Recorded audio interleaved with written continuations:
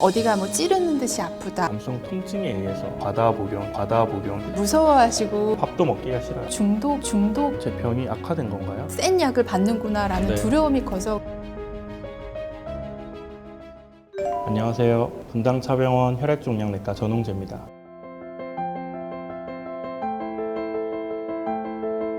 실제 환자분들이 치료를 받으면서 가장 힘들어하시는 부분들이 이제 통증과 관련된 부분들인데요. 오늘은 이 암성 통증에 대해서 우리 전문가이신 강버들 교수님을 모시고 알아보는 시간을 갖도록 하겠습니다. 안녕하세요. 분당차병원 강버들입니다.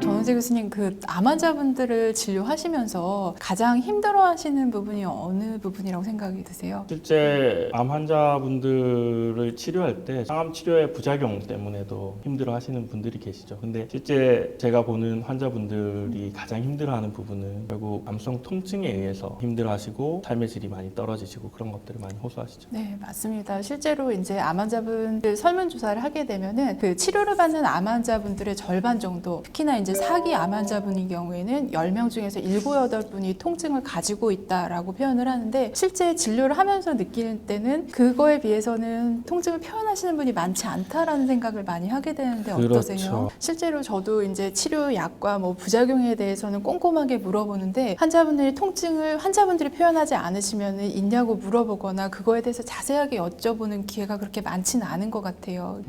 저 같은 경우도 실제 환자분들한테 네. 미리 통증이 있으면 좀 알려달라고 말씀을 드리고요. 우리나라 환자분들이 통증에 대해서는 좀 보수적으로 말씀을 항상 주시는 것 같아요. 이거 괜히 맞아요. 얘기하면 의료진이 자기의 치료에 네. 대해서 신경을 덜 쓰지 않을까 이런 생각들을 하시는 것 같아요. 환자분들이 너무 착하셔서 주치 의사의 시간을 뺏으면 안 된다라는 생각 그런 때문에도 생각들 하시죠.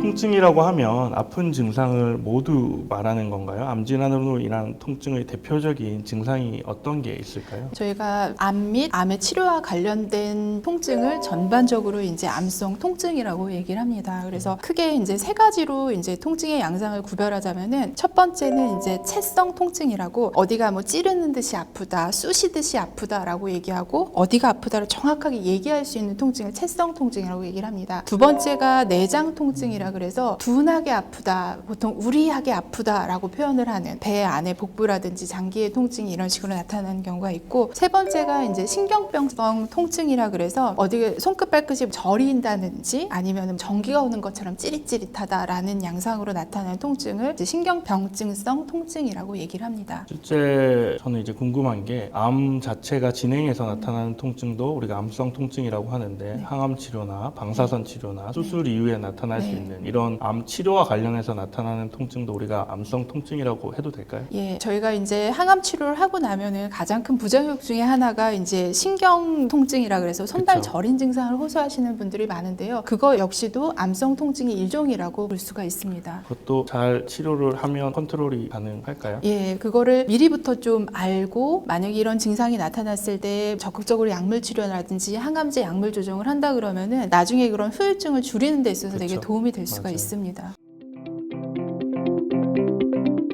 통증은 주관적인 증상이기 때문에 다른 사람들보다 본인이 가장 잘 알고 있다라고 생각하시면 될 것 같습니다. 그래서 본인이 표현하는 게 가장 정확한 부분이고요. 그래서 본인이 어떻게 느끼는지에 대해서 정확하게 표현해 주시는 게, 그거에 따라서 약물을 처방하는 데 있어서도 굉장히 중요합니다. 어디가 아픈지, 어떻게 아픈지, 언제부터 아팠는지 이런 부분들에 대해서 자세하게 얘기를 해주시는 게 도움이 될 수 있습니다. 그래서 이거를 말로 표현하자 그러면 굉장히 오래 걸리고 그러잖아요. 그래서 최근에는 그런 간단한 간이 설문지 같은 거를 진료할 때 이용하기도 합니다. 진료 전에 본인이 어디가 아픈지, 어떻게 아픈지, 얼마나 아팠는지 이렇게 적어서 주시면은 담당 의사 선생님이 한눈에 이제 파악을 하면서 그 부분에 대해서 바로바로 얘기할 수 있는데 도움이 될 수 있습니다. 실제 통증 자체가 주관적인 거예요. 이게 뭐 객관적인 지표가 있으면 좋겠지만 저희가 객관적으로 평가할 수 있는 방법이 당연히 없고요. 그리고 좋아지는 것도 주관적인 거잖아요. 그러니까 주관적인 환자의 지표가 굉장히 중요하다라고 할 수 있겠습니다. 아까 통증의 원인에 따라서 체성 통증 아니면 네. 장에서 시작되는 장성 통증 아니면 신경 쪽이 이제 통증이 나타나는 신경성성 통증 이렇게 세 개로 나눠 주셨는데 네. 통증의 양상에 따라서는 암성 통증이 어떻게 나뉠까요? 네, 저희가 크게 두 가지로 나누게 됩니다. 그래서 지속형 통증은 기저에 이제 깔려져 있는 통증이라고 볼 수 있습니다. 지속적으로 이제 나타나는 통증인데요. 이거 같은 경우에는 규칙적으로 먹는 약으로 이제 조절을 할 수가 있습니다. 그렇지만 암 환자분들이 아무리 통증 조절을 잘하더라도 하루에 3번에서 4번 정도 갑자기 이렇게 치솟는 그렇죠. 통증이 있을 수 있다라고 하는데 이걸 돌발 통증이라고 얘기를 합니다. 이럴 때는 지속형 통증, 규칙적으로 먹는 거 이외에 아플 때 먹는 진통제를 추가로 먹는 게 복용이 필요합니다. 저희가 지속성 통증이랑 돌발성 통증을 잘 구분해서 환자분들한테 여쭤봐야 되는데 어떻게 물어보세요? 네, 그래서 통증을 물어볼 때 기본적으로 하루의 대부분의 시간에는 통증이 그래도 견딜만 한데 갑자기 올라오는 통증이 있으신지 또는 밤에 잠을 잘 때 문제가 없을 정도로 통증은 잘 조정되는지를 일단 먼저 물어보고 그 이상으로 갑자기 나타나는 통증이 하루에 몇 번이나 되시는지 만약에 갑자기 나타나는 통증이 하루에 10번이 넘는다 그거는 그럼 올려야겠죠. 지속형 통증이 그쵸. 조절이 안 되는 거기 때문에 그 용량을 올려야 합니다. 네. 그렇다면 아까 여러 가지 통증 종류를 말씀해 주셨는데요. 이런 통증은 저희가 어떻게 치료를 해야 될까요? 통증은 원인이라든지 그런 양상에 따라서 다양한 방법을 사용을 할 수가 있는데요. 가장 보편적으로 사용하고 쉬운 방법이 약물 치료입니다. 그 이외에 그런 시술이라든지 방사선 치료, 수술 같은 방법도 생각을 할 수 있는데요. 그래서 통증을 보통 이제 하나도 안 아픈 0점부터 정말 죽을 것 같이 아픈 10점 이렇게 나눈다 그러면은 보통은 뭐 3점 정도의 통증까지는 그냥 특별한 처치 없이 그냥 네. 참을만 하거나 아니면은 마약성이 안 들어간 뭐 소염 진통제 성분으로도 조절이 가능하다 그러면은 4점 이상 중증도 이상의 통증에서는 마약성 진통제라는 약을 쓰면서 조절하는 게 효과적으로 조절하는 데 도움이 될 수 있습니다. 그러면 네. 환자분들께 진통제를 처방하면 환자분들이 진통제를 잘 드시나요? 어떤가요? 실제로 이제 마약이라는 단어가 붙으면은 그쵸, 네. 환자분들이 되게 그 무서워하시고 그쵸. 거부하시는 경우가 많아요. 실제로 이제 마약 처방전을 가지고 가면은 그 약을 살 수 있는 약국도 사실은 지정된 약국 외에는 안 팔기 때문에 내가 굉장히 센 약을 받는구나라는 네. 두려움이 커서 그걸 먹길 주저하시는 경우가 많더라고요. 그 마약이라는 그 단어에 굉장히 꽂히시죠. 네. 우리나라 특징이 마약이라는 게 굉장히 네. 무서운 범죄이기도 하고 네. 그렇기 때문에 이제 회진을 돌 때도 환자분들이 왜 약 안 드셨어요? 마약이라서 안 네. 먹었다고 이렇게 얘기하시는 분도 보면 설명을 좀 잘 해드리는 게 네. 중요할 것 같습니다. 맞습니다. 우리가 흔히 이제 뉴스에서 보는 마약은 이제 양귀비에서 나온 그 유약을 말려서 만든 흰색 가루를 이제 마약이라고 얘기를 하는데요. 우리가 마약성 진통제라고 얘기하는 부분은 그런 부분의 합성 화학물로서 이제 진통 효과를 목적으로 한 거지 그 신문이나 뉴스에 나오는 그런 흰색 가루는 아닙니다.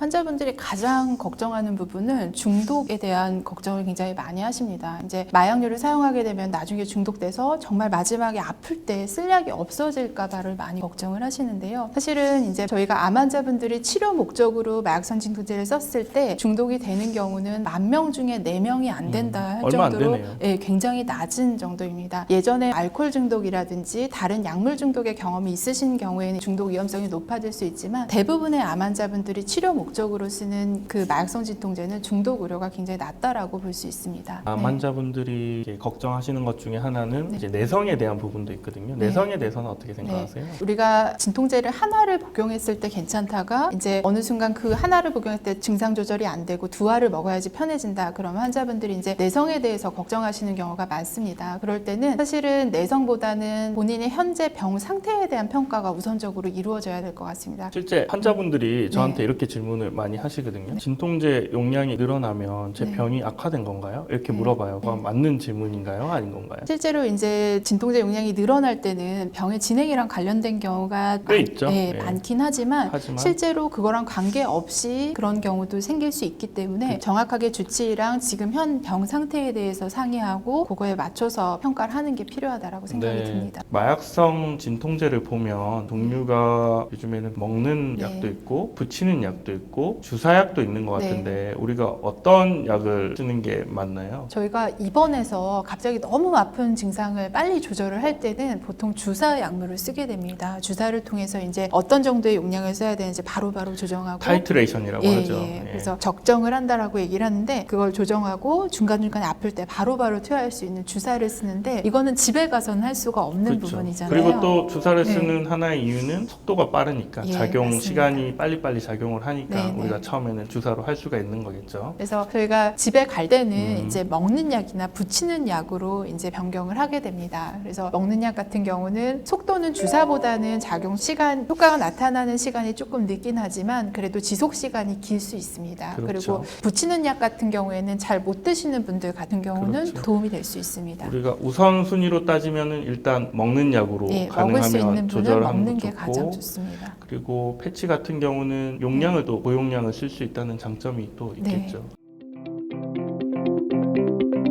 최근에 미국의 기사를 보면 마약성 진통제를 이제 과다 복용해가지고 사망한 사건이 있어서 제약회사가 소송에 걸리고 좀 이게 큰 이슈가 됐는데 우리나라는 어떤 거 같은가요? 최근에 이제 미국에서 문제가 된 경우는 이제 의료용 목적으로 처방된 약을 이제 그런 마약 중독자에게 팔거나 이런 통증 조절의 목적이 아닌 다른 목적으로 이제 과도하게 사용하면서 사망한 그런 사건들이 있었습니다. 그런데 우리나라의 경우에는 마약성 진통제 사용률이 아직도 굉장히 낮은 편입니다. 저희가 전체 국가로 따지면은 전체 그 마약성 진통제를 쓰는 순위를 1등부터 늘려서 보면은 그 43위 정도라고 해요. 네, 굉장히 낮은 편이고 그 중에서 OECD 국가, 이제 잘 사는 국가들을 놓고 본다 그러면은 잘 사는 국가의 1인당 평균 사용량이 평균이 256mg이라고 하는데요. 우리는 그거의 한 5분의 1 정도인 55mg밖에 안 된다고 합니다. 그만큼 아직까지는 사용량이 굉장히 적은 편이지만 최근에 점점 인식이 바뀌면서 늘어나는 그런 상황이긴 합니다. 사실 암 치료 자체로 보면 우리나라의 수준이 세계적인 수준인데 아직 환자분들이 거기에 대해서 통증을 적극적으로 얘기를 하고 통증 매니지를 의료진이 적극적으로 해주는 그런 레벨까지는 아직은 되지 않았다라는 내용으로도 봐도 될까요? 네, 아직은 부족한 점이 굉장히 많은 것 같습니다. 그래도 뭐 최근에 진통제 사용 용량이 늘고 있으니까 저희도 이런 부분은 좀 주의를 하긴 해야겠네요. 네, 그래서 항상 그 주치의와 그런 상담을 해야 되고 또 하나는 그 처방 중복 방지 프로그램이 있습니다. 환자분이 같은 약을 이 병원에서 타고 저 병원에서 탄다 그랬을 때는 이 동등 성분의 약이 처방됐다라는 메시지가 의사에게 오게 됩니다. 그래서 그런 것들을 통해서 어느 정도 저희가 조절할 수 있는 부분이 있는 것 같습니다. 이게 모든 병원에 다 오는 건가요? 네, 모든 병원에서 같은 성분을 처방했을 때는 그 의사가 처방 화면에서 이제 저희가 확인을 할 수가 있습니다. 좋네요.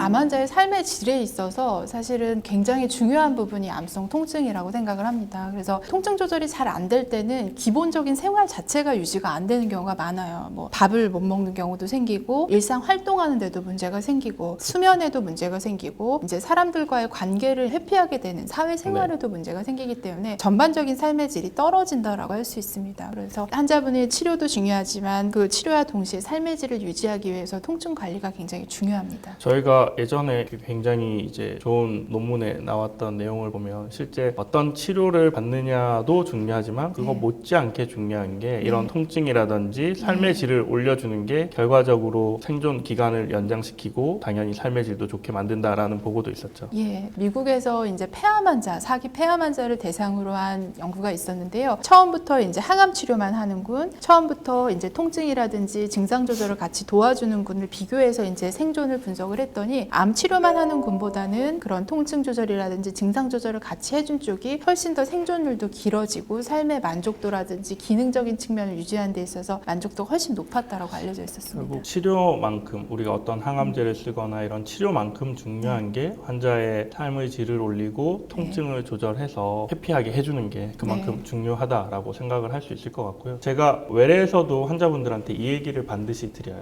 예, 치료받는 것만큼이나 안 아픈 게 게 훨씬 치료만큼이나 중요하다라고 제가 말씀을 드리고요. 실제 환자분들이 아프면 만사가 귀찮아요. 뭐 밥도 먹기가 싫어요. 아픈데 뭐 이렇게 감기 심하게 알아보시면 알겠지만 온몸에 염증이 있고 이러면 입맛도 오고 이게 뭐 아무 의욕이 없어지거든요. 치료를 받고자 하는 것도 항암 치료가 좋아서 받는 분은 없잖아요. 이렇게 의욕이 있고 뭔가 더 나아가고자 하는 그런 것들이 있어야 되는데 통증이 있으면 그 시작 출발선에 쓸 수가 없는 거예요. 그래서 저는 항상 환자분들한테 그걸 설명을 드려요. 이게 아프면 적극적으로 말씀을 해달라고. 그래서 그게 해결이 돼야지 우리가 다음을 할 수 있다라고 말씀을 드립니다. 시험 문제 내시는 건가요? 틀렸습니다. 네. 복용을 바로 중단해야 한다. 안 그래도 마약이라고 하는데 마약성 진통제 관련해서는 이거는 X입니다.